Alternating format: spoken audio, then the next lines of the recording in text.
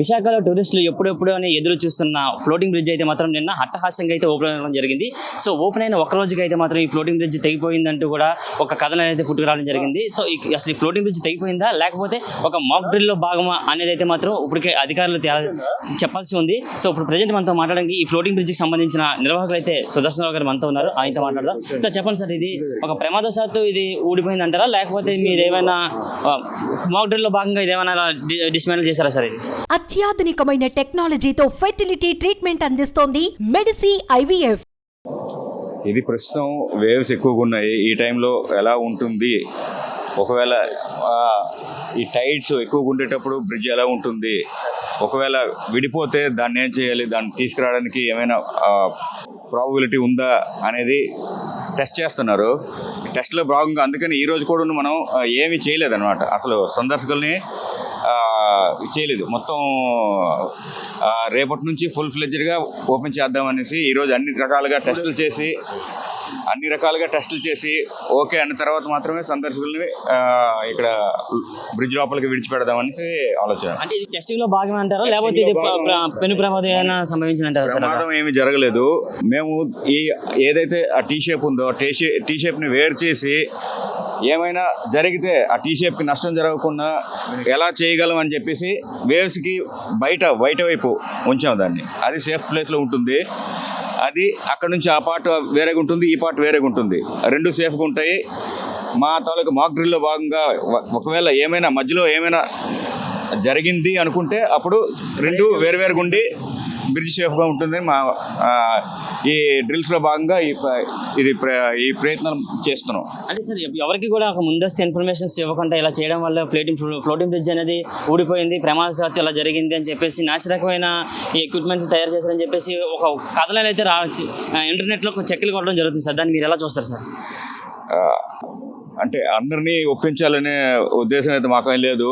మా ఒక plan SOP standard operation procedure ఏదైతే ఉందో ముందుగా ప్లాన్ ప్రకారమే ఇవన్నీ జరుగుతున్నాయి. మేము దీన్ని అలా అయితే ఓపెన్ చేయకముందు ఇలా చేసే ఇది లేదు కదా. ఇది జస్ట్ డ్రిల్స్లో భాగంగానే దీన్ని ప్రయత్నం చేస్తాం. ఇందులో ఏం మాల్ ఫంక్షన్ ఏం లేదు. అలాగని మెటీరియల్ కూడా మన ఇండియన్ స్టాండర్డ్లో అంతా చెక్ చేసిన తర్వాత, ముంబైలో చెక్ చేసిన తర్వాత ఇక్కడ తీసుకొచ్చి ఇక్కడ ఫిక్స్ చేయడం జరిగింది. కాకపోతే ఎక్స్ట్రీమ్ కండిషన్స్లో ఏమైనా అయితే ఏమవుతుంది అనే డ్రిల్లో భాగంగా మాత్రమే దాన్ని బయట పెట్టారు. సార్ ఇది చూస్తే చాలా లోపల వరకు ఉంది. ఇంత ప్రమాదకరమైనది దీనికి ఎలాంటి సేఫ్టీ మెథడ్స్ మీరు తీసుకున్నారు సార్? మాకు 2 సేఫ్టీ బోట్లు ఉన్నాయి, 10 మంది లైఫ్ గార్డులు ఉన్నారు. దాంతోపాటు ఎవ్రీ 20 మీటర్స్కి ఒక లైఫ్ బాయ్ ఉంది. ఒక లైఫ్ బాయ్లో 4 పర్సన్స్ను వేలాడి ఉంచవచ్చు. దట్టు ఇటువంటి రఫ్ కండిషన్స్ సిచ్యువేషన్స్లో రఫ్ అయితే లేకపోతే వాతావరణం తేడా వచ్చినా సందర్శకుల్ని లోపలికి అలౌ చేయడం అనేది ఉండదు.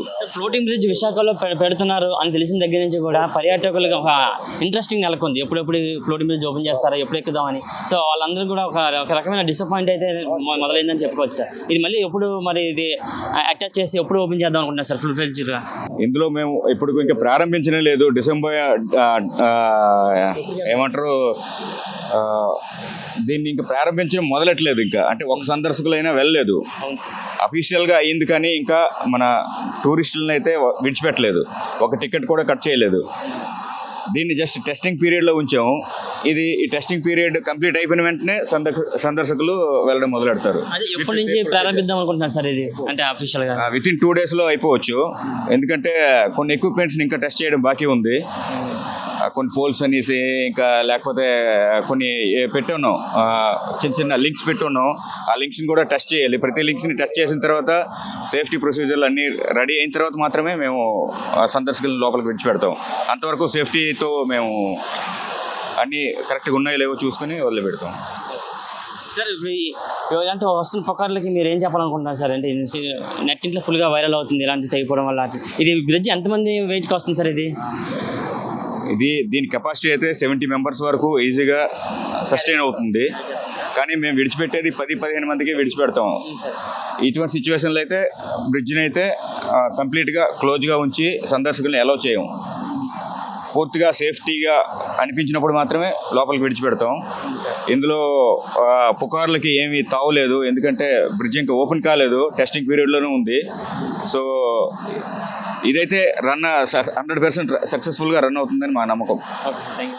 ఇది పరిస్థితి మనం చూసుకున్నట్టయితే మాత్రం ఓన్లీ టెస్టింగ్లోనే భాగంగా అయితే మాత్రం ఈ ఫ్లోటింగ్ బ్రిడ్జ్కి సంబంధించి దాని ముందునే దాన్ని అయితే మాత్రం కొంచెం వదిలేసామని చెప్పేసి మాక్ డ్రిల్లో భాగంగానే అయితే మాత్రం దాన్ని వదిలేమని చెప్పి దీంట్లో ఉన్న మిగిలిన పరికరాలకు సంబంధించిన అన్నింటిలో కూడా మేము టెస్ట్ చేసిన తర్వాత పూర్తి స్థాయిలో అంత సేఫ్టీ అనుకున్న తర్వాతే మాత్రం దీన్ని అయితే మాత్రం పర్యాటకులకి అందుబాటులోకి తీసుకొస్తామని చెప్తున్నారు. ఇదంతా జరగడానికి మినిమం ఒక 2 రోజుల నుంచి 3 రోజుల వరకు అయితే సమయం పడుతుందని అయితే మాత్రం ఇక్కడ ఉన్న అధికారులు అయితే చెప్పడం జరుగుతుంది. కెమెరా పర్సన్ శేఖర్తో ప్రశాంత్, సుమన్ టీవీ, వైజాగ్.